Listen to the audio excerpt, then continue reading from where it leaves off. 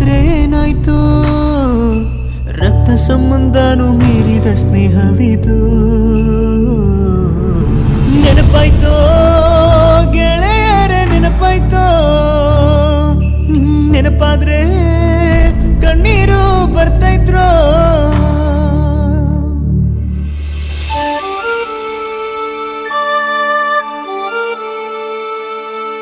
ಒಂದೇ ತಟ್ಟೆಲಿ ನಾವೆಲ್ಲರೂ ಊಟ ಮಾಡಿದ್ದು ಒಂದೇ ಸ್ಕೂಲಲ್ಲಿ ನಾವೆಲ್ಲರೂ ಪಾಠ ಕಲ್ತಿದ್ದು ಒಂದೇ ಊರಲ್ಲಿ ಕೂಡಿ ಆಡಿ ಬೆಳೆದಿದ್ದು ನೆನಪಾಯ್ತು